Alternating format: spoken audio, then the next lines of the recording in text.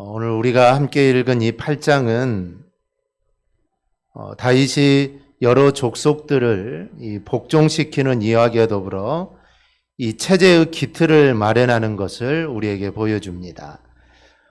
다윗이 왕으로 등극한 다음에 오늘 본문이 바로 나오지만 시기적으로는 그렇지 않습니다. 그래서 이 사무엘하를 보면 시대 시기에 맞춰서 쓴 것이 아니라 한참 뒤에 있었던 일들을 앞으로 끌어들어서 이렇게 쓴 이야기들이 있습니다. 다윗이 여러 족속을 이 복속시키는 일은 즉위하자마자 일어난 일이 아닙니다. 우리가 일반적으로 생각해 볼 때도 나라를 세우고 왕이 된 이후에 많은 나라를 복종시킨다는 것은 이거는 쉬운 일이 아닙니다. 왜냐하면 군사도 길러야 하고 어느 정도의 이 잘 갖추어진 후에, 즉 안정기를 갖춘 후에 이런 전쟁을 할 수 있는 일이죠. 그래서 이 이야기는 상당 부분 다윗 왕국의 안정기에 이루어진 일들입니다. 그런데 사무엘서 기자가 이 결과적인 면을 앞부분에 기록한 것은 다윗 왕국이 튼튼하고 그리고 안정되게 자리 잡아가고 있다는 것을 이 독자들에게 보여주기 위해서 조금 뒤에 일어난 일이지만 그 일들을 앞에서 다루는 겁니다. 그런데 그렇게 된 것의 핵심이 14절에 나와 있습니다. 다윗이 어디로 가든지 여호와께서 이기게 하셨더라. 즉 하나님께서 다윗으로 하여금 이기게 하셨다는 것입니다. 이거는 사울과 비교하여 다윗 왕조가 다른 점입니다. 그래서 오늘은 이 다윗이 이기는 장면과 왕국을 탄탄하게 세우는 장면을 우리가 살펴보면서 여호와께서 이기게 하는 모습은 과연 어떤 것인지 우리가 함께 좀 생각해 보려고 합니다. 이 세 부분으로 나누어서 우리가 살필 수 있는데요. 첫째는 다윗은 주변의 여러 국가나 부족을 복속시키고 있습니다. 1절을 보면 이 블레셋을 치는 장면이 나옵니다. 이 블레셋은 이스라엘에게 지속적으로 어려움을 주는 족속입니다. 그래서 본문을 보면 블레셋 사람들을 쳐서 황복을 받고 블레셋 사람들의 손에서 이 메대감마를 빼앗았다라고 기록을 합니다. 이 메대감마라는 단어는 엄마의 굴레라는 뜻입니다. 이는 은유적인 표현인데요. 고대 사람들은 자신들의 지역에 어머니라는 개념을 부여했습니다. 그래서 자신은 그것에 딸로 표현하는 이런 방식을 종종 사용을 합니다. 그러니까 중요하게 여기는 도시에 자신들이 종속되어 있다는 것입니다. 이 굴레라는 것은 자신들이 거기에 매여 있다라는 표현입니다. 그래서 이 메대감마라는 것은 어느 지역이라고 보기보다는 블레셋 사람들이 거기에 매여 있다라는 의미로서 수도를 비롯한 중요한 거점 도시들을 의미하는 것입니다. 그런데 다윗이 이 메대감마, 엄마의 굴레라는 곳을 점령했다는 것은 블레셋 사람들이 중요하게 생각하는 거점 도시들을 다윗이 다 정복했다는 뜻입니다. 그러니까 블레셋을 완전하게 정복했다는 의미가 이 말에 담겨져 있습니다. 그런데 여기서 우리가 한 가지 생각해야 될 것이 있습니다. 성경 기자는 이렇게 다윗의 정복 기사를 기록하면서 블레셋에 관한 완전한 승전 기사를 시작하고 있는 이유가 어디에 있느냐라는 것입니다. 우리가 이를 알기 위해서는 먼저 이 블레셋이라는 나라가 어떤 나라인가 좀 살펴봐야 합니다. 성경을 보면 블레셋이라는 나라들이 끊임없이 등장하고 있습니다. 이 블레셋은 갑돌에서 이주하여 온 할례 없는 이방 민족입니다. 즉 성경에 보면은 많은 나라들이 있는데 그 나라들을 보면 이스라엘과 형제의 나라도 있고 이스라엘과 연관되어 있는 나라가 있는데 블레셋은 이방 민족입니다. 할례가 없는 이방 민족이죠. 그리고 이들은 이스라엘 백성들이 출애굽을 할 때 이 블레셋 때문에 지중해의 해변길을 버리고 그들이 시내광야로 발길을 돌리기까지 했습니다. 즉 블레셋에 있는 지역으로 가다가는 우리가 그들과 싸워서 죽을 것이다, 우리가 반드시 질 거라고 생각을 해서 그 길을 가는 것을 아예 포기했던 그런 민족입니다. 또한 이들 블레셋 족속은 요수아 시대에도 완전하게 정복하지 못했습니다. 사사시대 이후에도 줄곧 이스라엘 백성들에게 어려움을 줬던 이런 민족입니다. 더구나 이스라엘의 엘리 제사장 시대에 하나님의 임재의 상징인 법궤까지 빼앗기는 수모를 겪었던 민족이 이 블레셋입니다. 또한 이스라엘의 초대 왕 사울은 자신의 3명의 아들들과 블레셋과의 전투에서 죽게 됩니다. 실로 블레셋은 어찌 보면 이스라엘과 원수지간의 나라입니다. 정말 이스라엘과 늘 전쟁이 있었고 전쟁에서 지기도 하고 왕도 죽기도 하고 이런 어려움을 많이 겪었던 나라가 이 블레셋입니다. 그러므로 다윗이 이런 블레셋을 완전하게 점령했다는 것은 어찌 보면 이스라엘 사람들에게는 참으로 통쾌하고 시원한 일이 아닐 수 없습니다.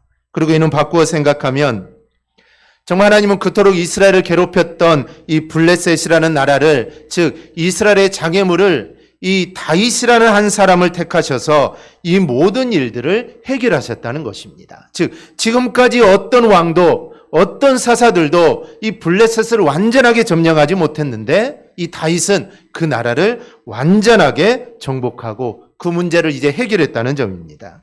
이러한 사실을 오늘날 우리에게 말해주는 것이 있습니다.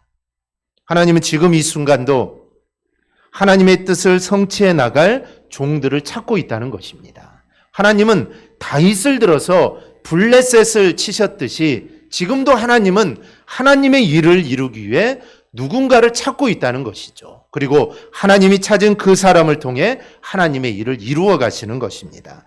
오늘날 한국교회는 사단과의 영적 전쟁을 하는 가운데 수없이 많은 문제로 고통을 당하고 있습니다. 그러므로 우리도 오늘 다윗과 같이 교회와 성도들을 괴롭히고 있는 이 사단의 세력을 우리가 완전하게 파함으로써 정말 하나님의 마음을 시원하게 해드리고 수많은 사람들에게 기쁨을 안겨줄 수 있는 정말 다윗과 같은 하나님의 의로운 병기들이 우리 모두 다 될 수 있기를 바랍니다. 2절을 보면 모압을 제압하는 이야기가 나옵니다. 모압 역시 이스라엘과 질긴 인연으로 나오는 족속입니다. 한때는 이스라엘과 동맹을 맺기도 했지만 늘 이스라엘을 성가시게 했던 족속인데, 그런데 그 족속을 완전하게 제압을 하고 조공을 바치게 합니다. 또 3절에서 8절을 보면 이 소바 왕을 제압하는 이야기가 나옵니다. 이 소바는 아람의 여러 왕국 중에 하나입니다. 그런데 이 나라는 사울 이래로 이스라엘의 속국에 있었던 나라인데 그 나라에 강력한 하다레셀 왕이 등극을 합니다. 그래서 그전에는 사울의 기세에 눌려있던 나라인데 한 왕이 등장을 했는데 이 왕의 기세가 아주 대단했습니다. 그래서 다윗에게 대적을 하게 된 것이죠. 그리고 다윗은 이렇게 이스라엘 대적에 오는 소바 족속을 쳐서 승리하게 됩니다. 즉 가만히 있었으면 다윗이 그들을 치지 않았을 텐데 그들이 미리 쳐들어와서 그들을 치고 그들이 점령하고 있었던 유브라데강 유역까지 다윗의 왕국으로 확장이 되는 것입니다. 그리고 그들의 말을 가져오게 됩니다. 또한 이를 도우러 왔던 다메섹 사람들까지 물리치게 되죠. 이 다메섹은 아람의 다른 국가 중에 하나입니다.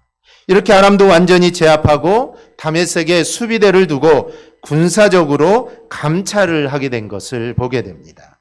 또한 소바의 하다레셀의 신복들이 가지고 있던 금방패를 예루살렘으로 가져옵니다. 또 13절 14절을 보면 에돔 사람을 정복하여 수비대를 두게 됩니다. 이 에돔이란 나라는 거슬러 올라가면 이스라엘과 한 뿔입니다. 그런데 역사적으로 지금은 서로 대적하고 있는 나라가 되었다는 것이죠. 이렇게 다윗은 주변에 이스라엘을 괴롭히던 모든 나라들을 다 정복을 합니다. 그리고 그들을 다 제압을 하죠. 그런데 6절과 14절에 나타났듯이 이것은 다윗 개인의 능력이 아니라 하나님께서 이기게 하셨다는 것입니다.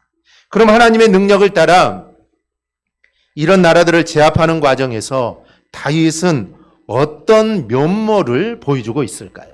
즉 하나님이 함께 하셔서 그 나라들을 다 이겼습니다. 어떻게 생각하면 다윗이 잘 싸워서 이긴 면도 있을 겁니다. 그런데 다윗은 그렇게 고백하지 않습니다. 하나님이 이기게 하셨다는 것이죠.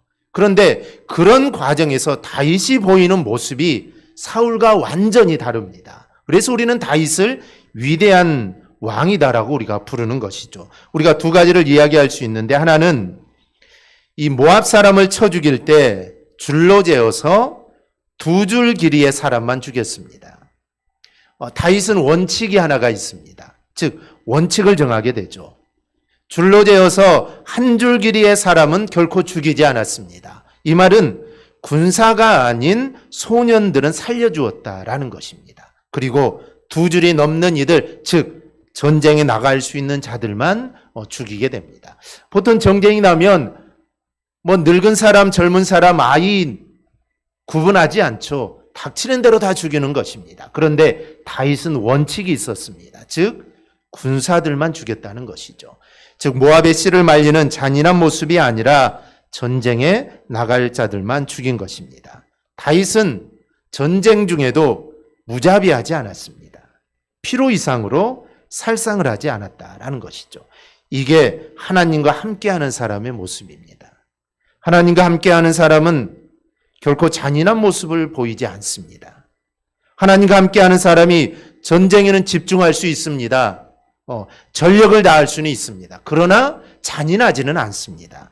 다윗은 그런 면을 보임으로써 자연스럽게 하나님이 함께하고 있다는 것을 보여주는 것입니다. 하나님과 함께하는 다윗에 보인 두 번째 모습은 승리로 거둔 말 중 병거 100대의 말만 남기고 전부 죽인 일입니다.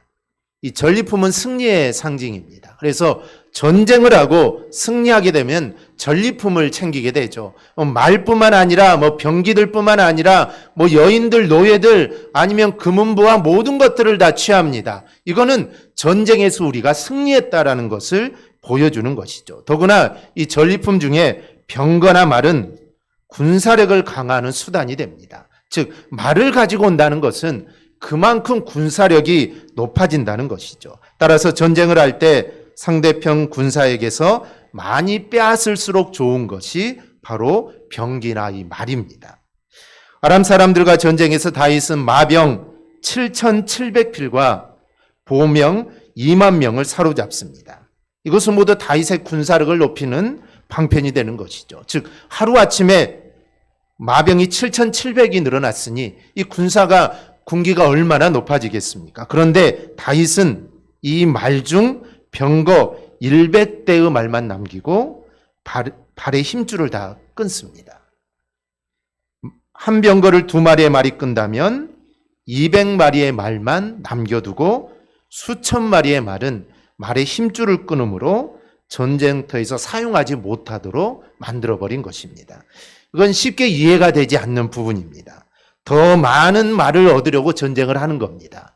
많은 말을 얻기 위해서, 그리고 많은 병거를 말이 끄는 이 병거를 만들기 위해서 전쟁을 하는 것이죠. 그런데 다윗은 그렇게 하지 않았다라는 것입니다.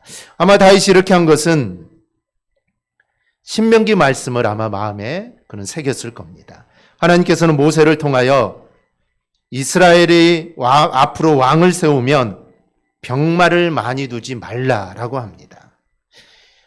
하나님께서 병마를 많이 두지 말라고 하신 것은 세상이나 사람을 의지하는 것을 막고 오직 하나님만을 의지하려는 것입니다. 만약에 병거가 수백 대 아니면 수천 대 아니면 수만 대가 있다면 아마 하나님을 의지하지 않을 것입니다. 당연히 이 병거를 의지하게 되겠죠. 그래서 하나님은 왕들이 그러한 삶을 사는 것을 막기 위해서 하나님은 병마를 많이 두지 말고 오직 하나님만을 의지하라라는 것이죠. 그래서 다윗이 이렇게 행한 것은 병마를 의지하는 것이 아니라 나는 오직 하나님만 의지하겠다라는 그 모습을 지금 하나님께 보여주는 것입니다. 그럼 우리가 성경을 좀 자세히 봐야 합니다. 다윗이 이런 행동으로 말미암아 다윗이 손해본 적이 있을까요? 다윗이 병기가 작아서 병마가 작아서 전쟁에 나가서 패한 일이 있습니까? 아닙니다. 오히려 그는 이렇게 전적으로 하나님을 의지함으로써 그는 모든 전쟁에서 연전연승을 거두는 놀라운 축복을 받게 됩니다. 인간적인 모습으로 생각해 본다면 전쟁에 나가서 져야 맞습니다. 병기가 없으니 뭐 전쟁에 당연히 지는 것이죠. 그런데 다윗은 전쟁에 나갈 때마다 연전연승을 거두게 됩니다.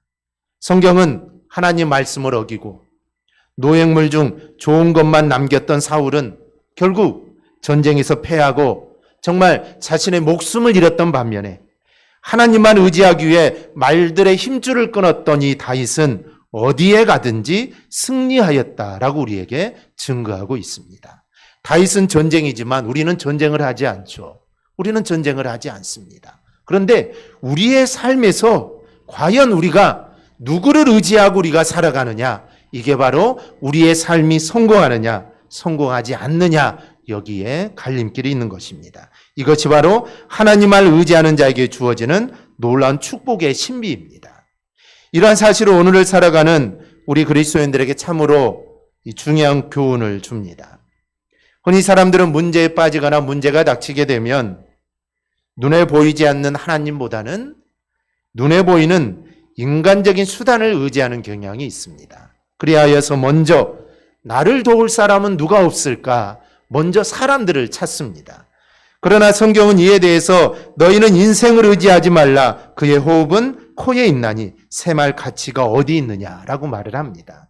또 재물을 의지하는 자에게는 그 은과 금이 능히 그들을 건지지 못하며 라고 말을 합니다.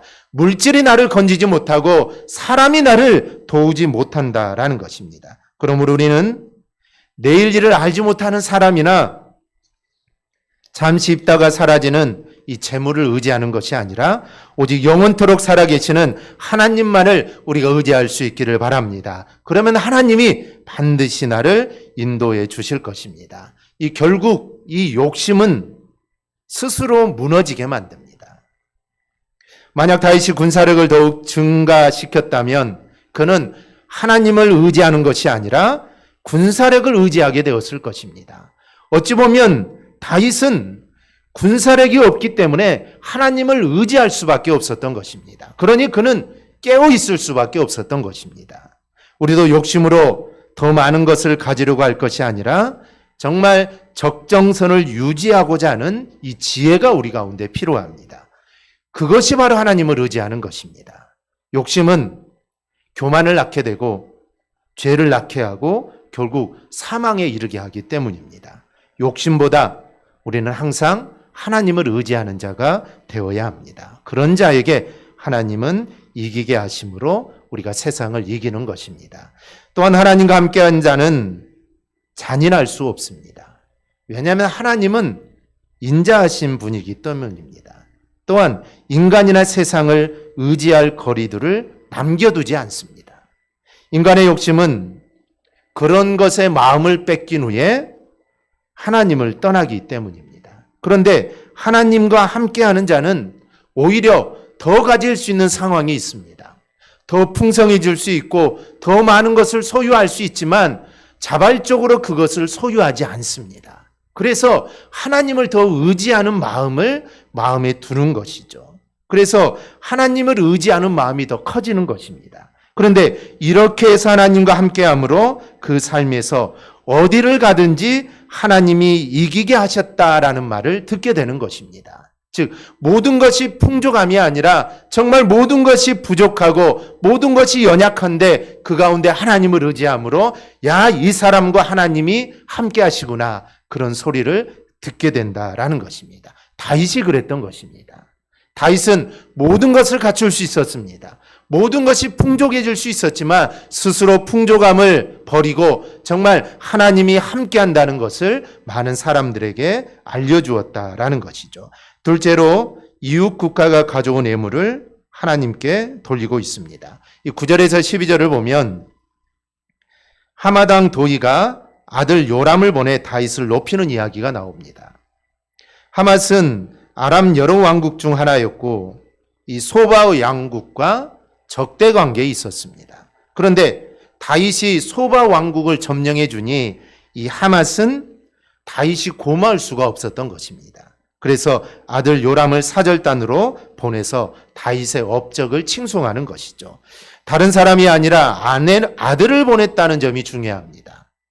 그 당시 고대 왕국에서 사신을 아들로 보내는 것은 자기 자신이 직접 가는 것을 의미합니다. 그래서 다윗에 대한 예우를 최고로 하는 것이죠. 그리고 요람이 다윗에게 예물로 가져간 것도 일반 사신과는 다릅니다. 10절을 보면 은그릇, 금그릇, 녹그릇을 가져다 주게 됩니다. 그런데 여기서 다윗이 이를 어떻게 처리했느냐가 중요한데 다윗은 그것을 11절에 보면 하나님께 드렸다라고 합니다. 얼마든지 자신의 치적거리로 내세울 수 있는 예물입니다. 그런데 다윗은 그렇게 하지 않았습니다. 만약에 그렇게 했으면 어떻게 될까요? 자신의 이름은 드러났겠지만 하나님의 영광은 드러나지 않았을 것입니다. 다윗은 이웃나라에서 가져온 예물을 하나님께 돌림으로 자신으로 하여금 이기게 하신 분이 하나님이라는 것을 분명하게 드러낸 것입니다. 다윗은 이것을 하나의 원칙처럼 그는 여겼습니다. 이웃나라에서 예물을 가져온 것뿐만 아니라 이미 그 전에 적대 국가들을 징벌하면서 얻은 전리품 이것 또한 하나님께 돌렸습니다. 11절 12절을 보면 다윗이 정복한 나라들에서 가져온 은금 곧 아람, 모압, 암몬, 블레셋, 아말렉, 소바에서 얻은 것들을 이미 하나님께 다 돌렸습니다. 그리고 요람에서 가져온 예물도 이것들과 함께 하나님께 다 돌렸습니다. 그러니까 다윗은 예물이든 아니면 전리품이든 은이나 금이나 노은 다 여호와께 드렸던 것이죠. 그렇게 함으로써 자신이 아니라 여호와에게 관심을 돌렸던 것입니다. 우리는 이 점을 잊지 말아야 합니다. 영광 받을 일이 생기면 그것은 마땅히 영광은 하나님께 돌려야 합니다. 왜냐하면 성도에게 주어진 놀라운 축복은 모두 하나님이 주신 것이기 때문입니다. 만약에 내가 노력해서 내가 열심히 해서 얻은 것이라고 우리가 생각한다면 당연히 내가 영광을 받게 되겠죠. 그런데 우리 그리스도인들이 받은 모든 축복은 하나님이 주신 것입니다. 그러니 모든 영광은 하나님께 돌리는 것은 당연한 것입니다. 그런데 그렇게 하지 못한다면, 그렇게 하지 못하는 것이 즉 자신이 영광을 받는 것 이게 버릇이 되다 보면 이제 교만해지는 것입니다. 한 번은 내가 하나님께 돌려야 되는데 내가 잘못했구나. 두 번, 세 번 그러다 보면은 이제 교만한 마음이 들게 된다는 것이죠. 바울은 이 자신이 한 일에 대해 뭐라고 이야기합니까? 고린도전서에 보면은 자신은 부득불했을 따름이다라고 합니다. 그가 정말 수많은 매를 맞고 주의 복음을 위해 수많은 매를 맞고 정말 죽을 뻔한 일도 많았고 배가 뒤집어지는 정말 난파가 될 만한 일들도 만나고 그런 수많은 일들을 겪게 되고 그리고 또 수많은 교회들을 세웠지만 이 모든 일들은 내가 부득불했을 따름이다라고 말을 합니다. 즉 자랑할 게 없다는 것이죠. 내가 마땅히 할 일을 할 것뿐이다라는 것입니다. 그래서 모든 영광을 하나님께 돌렸습니다. 성도는 바로 이런 자세를 우리가 취해야 합니다. 그런데 우리는 여기서 한 걸음 더 나가야 합니다. 이 본문에는 나와 있지 않지만 이렇게 다윗이 하나님께 드렸던 은, 금, 노은 결국 어디에 쓰이게 되었을까요? 후에 이것들은 성전을 짓는데 그대로 사용됩니다. 다윗은 비록 자신은 성전 건축에 대해 하나님께 허락은 받지 못했지만 아들이 그 일을 잘 이루도록 준비하는 과정만큼은 그가 아주 꼼꼼하게 챙겼던 것입니다. 이것 또한 하나님께 영광을 돌리는 자세입니다. 하나님의 일에 소원을 가질 때 하루아침에 어떤 특별한 일이 일어나기를 바라서는 안 됩니다. 소원하고자 하는 일을 이루기 위해서 내 자신이 준비해야 할 것이 있다면 우리는 차근차근 하는 건 역시 하나님의 일을 감당하는 자세입니다. 그래서 어느 한순간에 정말 어느 한순간에 하나님의 일이 이루어지기를 바라서는 안 된다는 것이죠. 준비를 해야 됩니다. 차근차근 준비하는 자세가 우리에게 필요합니다. 이런 점에서 다윗은 하나님께서 이기게 하시는 것을 다른 사람들에게 보이도록 했던 것입니다. 우리는 모든 일의 영광이 나 자신이 아니라 하나님께 돌아가도록 해야 합니다. 내 이름이 드러내려는 순간 교만으로 인해 우리는 패망하게 됩니다. 그래서 하나님의 이름을 드러나게 하는 자는 하나님이 어디를 가든지 반드시 승리하게 하십니다. 마지막으로 이 정부를 든든하게 세우는 다윗입니다. 15절에서 18절을 보면 다윗은 정부를 조직합니다. 핵심 일꾼들을 세우게 되죠. 군사령관에는 요압, 역사를 기록하는 사관에는 요사밧이 세워집니다. 사독과 아히멜렉은 제사장으로, 스라야는 서기관으로, 분하야는 그렛 사람과 블렛 사람을 관할하게 되었는데 이거는 일종의 왕의 직속 부대입니다. 이는 모두 왕국을 더욱 견고하게 세우는 일들이죠. 다윗의 정부가 탄탄하게 된 것을 보게 됩니다. 그런데 다른 무엇보다도 사관, 제사장, 서기관이 공정하게 세워진 것을 보게 됩니다. 이들은 군사력보다는 기록이나 하나님의 뜻과 관련된 일들을 하는 자들입니다. 즉 다윗은 자신의 왕국이 다른 왕국과는 달리 하나님의 뜻을 제대로 드러내는 왕국이 되게 하고 싶었던 것입니다. 그래서 그는 서기관, 제사장을 세우는 일을 아주 공정하게 했던 것입니다. 다윗의 이 같은 왕국 운영에 대해 15절은 이렇게 평가를 합니다. 다윗이 온 이스라엘을 다스려 다윗의 모든 백성에게 정의와 공의를 행할세. 다윗은 왕국을 세우는데 정의와 공의를 내세운 것입니다. 이 정의는 재판에 관련된 개념이죠. 즉 재판으로 억울한 사람이 나오지 않도록 했다는 것입니다. 공의는 하나님의 뜻이 이루어지도록 했다는 개념입니다. 다윗은 인간 왕국을 세운 게 아닙니다. 즉 다윗 자신의 왕국을 세운 게 아니죠. 그는 하나님이 다스리는 왕국을 세웠던 것입니다. 그래서 나라의 모든 일의 기준은 하나님의 뜻이었던 겁니다. 그래서 모든 일에 공의가 드러나게 했습니다. 이로써 그는 하나님께서 자신을 이기게 하시는 것을 드러낸 것입니다. 여러분, 성도가 세상에서 하나님의 도움을 받아 이기는 모습이 어떤 것일까요? 성도 자신으로 인하여 억울한 일이 만들어져서는 안 됩니다. 나로 인해 억울한 일들이 일어나서는 안 됩니다. 그리고 성도 자신에게서 하나님의 뜻이 이루어지는 모습이 나타나야 합니다. 정의와 공의는 오늘날 성도들이 하나님의 이기게 하심에 따라 살아가는 방법입니다. 즉 정의와 공의를 이루며 살아가는 것이 하나님의 이기게 하심에 따라 살아가는 모습입니다. 우리의 삶에서 정의와 공의가 드러날수록 하나님의 손길이 우리에게 있음을 보여주는 것입니다. 본문이 보여주는 것은 하나입니다. 하나님이 다윗으로 하여금 가는 곳마다 이기게 하셨다라는 것입니다. 우리는 자신이 내가 세상을 이기려고 하니까 우리가 넘어지는 것입니다. 하나님이 이기게 하셔야 합니다. 그러니 우리는 오직 하나님만을 바라봐야 하고 그럴 때 우리는 세상을 이기는 것입니다. 우리 모두 오늘 다윗처럼 하나님이 이기게 하시는 그 모습으로서는 우리 믿음의 성도들이 다 될 수 있기를 주님의 이름으로 축원합니다. 아멘. 기도하겠습니다.